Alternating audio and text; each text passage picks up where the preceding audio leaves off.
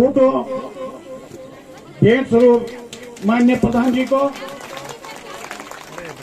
और इस प्रकार आपकी लीला का प्रारंभ कुछ ही क्षणों के बीच आपके पास कि आपने अपना अमूल्य समय इस कमेटी को दिया और इन युवा साथियों का मार्गदर्शन करोगे, यही उम्मीद आप लोगों से।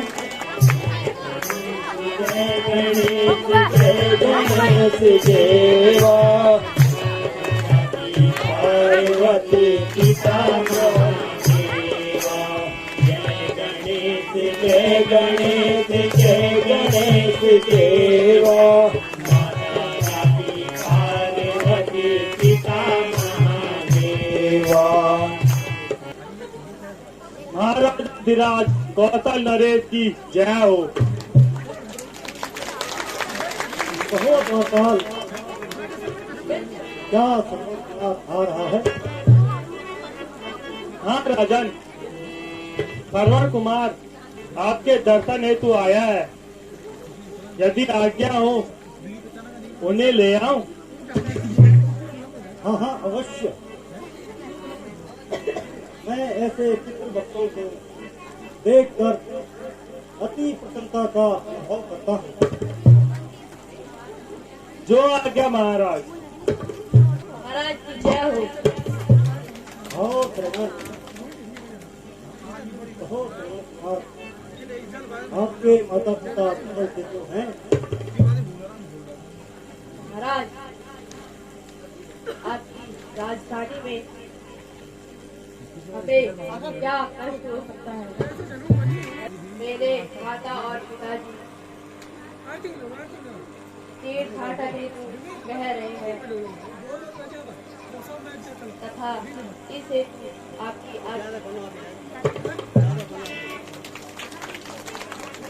खुशी है। अच्छा श्रवण, जाओ सूर्यदेव तुम्हारी यात्रा सफल करे। महाराज जय हो।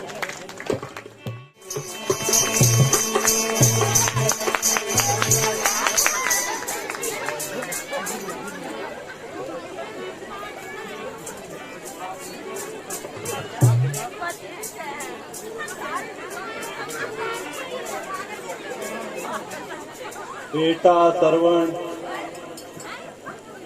सूर्य के प्रकट ताप में हमारे कंठ सूख गए हैं। क्या कोई जलाशय समीप होगा?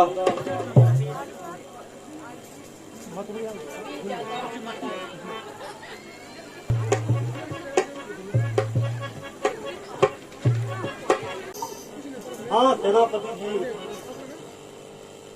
हमें इसी ओर करना चाहिए। महाराज चलिए और धनुष बाण संभाल लीजिए।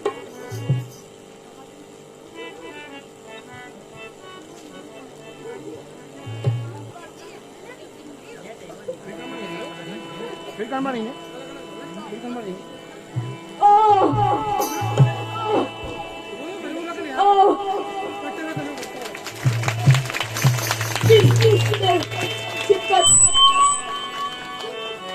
मेरे सीने में मारा। हाय मेरे अंधे माता पिता का सहारा छीन लिया। हाय माता जी, हाय माता जी।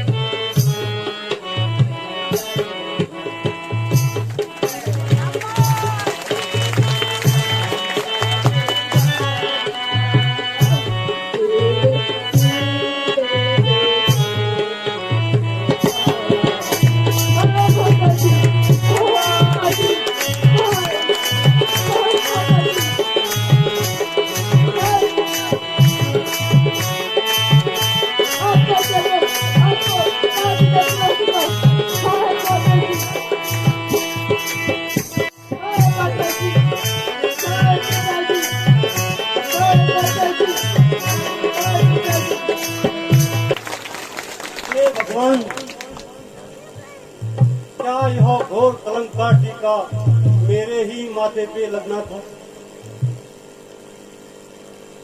मुझसे यह कौन सा पाप हो गया? ऐसे माता और पिता की सेवा करने वाले, हे पुत्र रत्न उठो, मुझे क्षमा करो। मैंने अज्ञानतावश जो अपराध किया है। राजन, जो कुछ के भाग्य में लिखा था वह तो पूर्ण हो गया। आप केवल विदा कीजिए। यहाँ से कुछ दूरी पर मेरे अन्य माता पिता प्यासे हैं। आप केवल इतनी कृपा कीजिए, उनको जल पिला दीजिए। अति तीव्र पीड़ा हो रही है। कृपया इस बाढ़ को निकाल दीजिए और शीघ्र जल लेकर उन्हें पिला दीजिए। पिताजी, माताजी।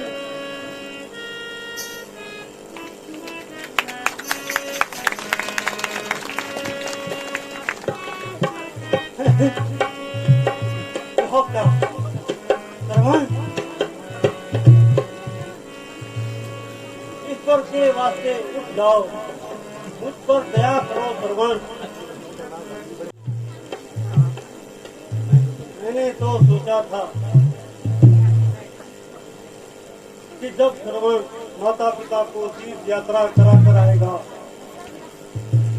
तो ऐसे पुत्र रत्न को धूमधाम से रथ और हाथी घोड़े पर बिठाकर नगर के बाजारों में घुमाऊंगा। किंतु सब धरा धरा दूर में मिल गया। यह मार्मिक करुण स्वर में कौन क्षण को पुकारता है?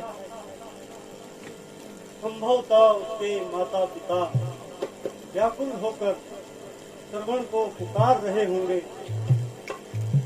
चलो मंत्री जी, उनके पास चले।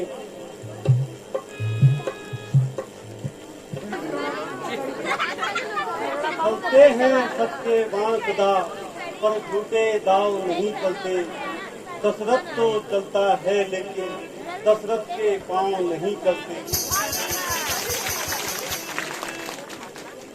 बेटा तुम आ गए। बहुत देर लगाई बेटा,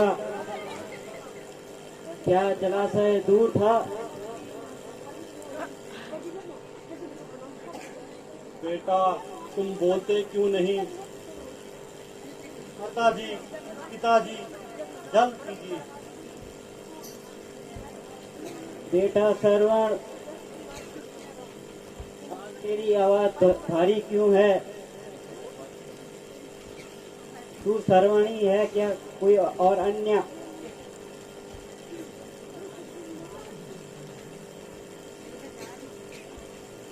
हाय, अब मैं क्या करूं? क्या झूठ बोलूं? नहीं नहीं, दशरथ झूठ नहीं बोल सकता।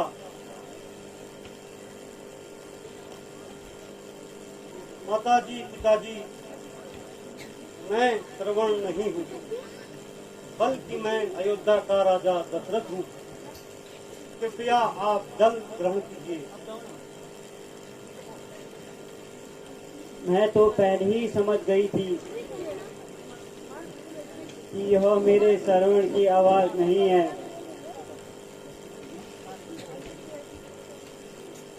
क्यों चुप क्यों हो? मेरा श्रवण कहाँ है? वह तो जल लेने गया था।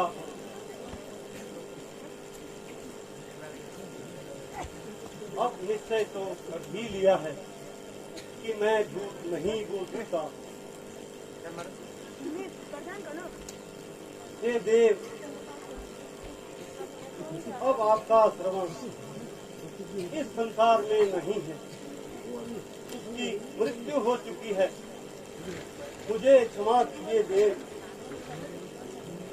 क्या कहा? मृत्यु हो गई है? हाँ माता, उसकी मृत्यु हो गई है, वो भी मुझ अभागे के हाथों से। जब वो सरयू में जल भर रहा था तो धोखे से बाण चलाकर मैंने उसके प्राण हर लिए। अब मुझे क्षमा कीजिए देव।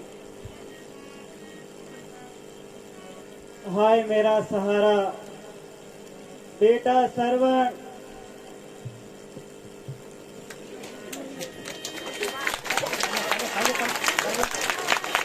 हाय मेरी प्यास,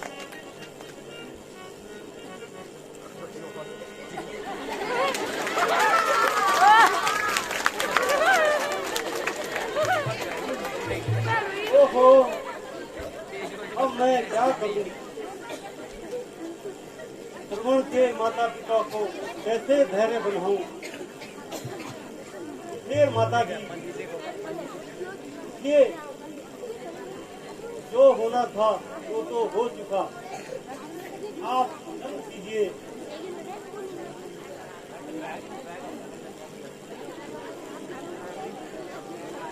जल जल की रट लगा रखी है, कान खोल कर सुनो। अब हम तेरी सरयू का जल ग्रहण नहीं करेंगे। जल देने आए हो राजन, पर मेरे जलदाता को मार दिया। जीवन और मरण के साथ ही मेरे पुत्र को छीन लिया।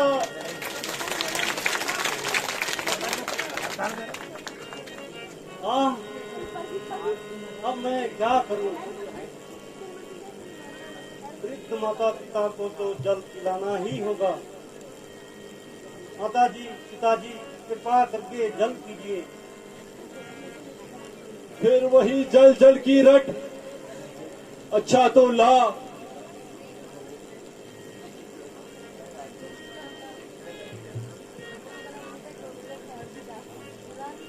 आज श्राप देता हूं, सुन ले, सत्य होगी वाणी मेरी। इसी भांति पुत्र वियोग में मृत्यु वृद्धपन में होगी तेरी। आह सरवण बेटा।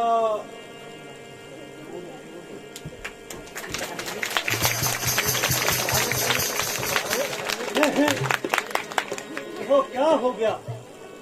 जो तो दूसरी हत्या हो गई, किंतु इतनी तो शांति मिली कि ऋषि मुझे श्राप देकर चले गए, जो कि मुझे स्वीकार है। इस श्राप से ही मेरे हृदय को कुछ शांति मिलेगी।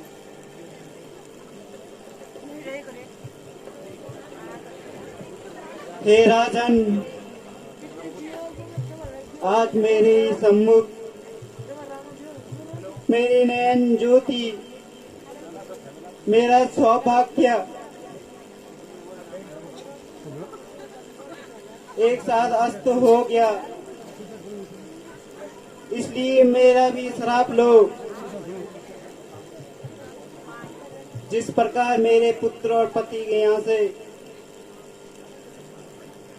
बिना क्रियाक्रम के पड़ी हो, इसी प्रकार पुत्र होने पर भी बिना क्रियाक्रम किए तुम अयोध्या में पड़े रहोगे। हाय सरवण, प्यारे सरवण, स्वामी मैं भी आ रही हूँ।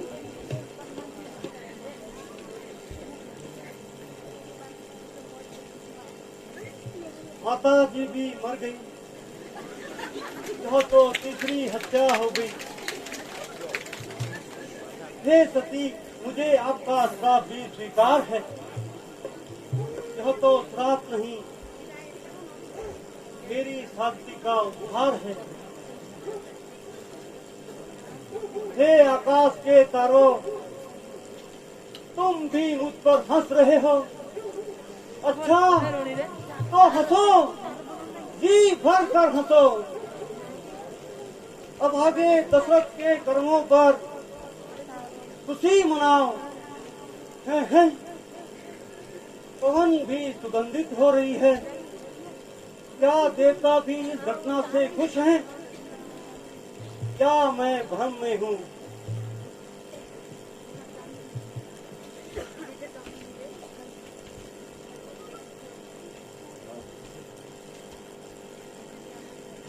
यह कौन है जो श्रवण को पुकार रहा है?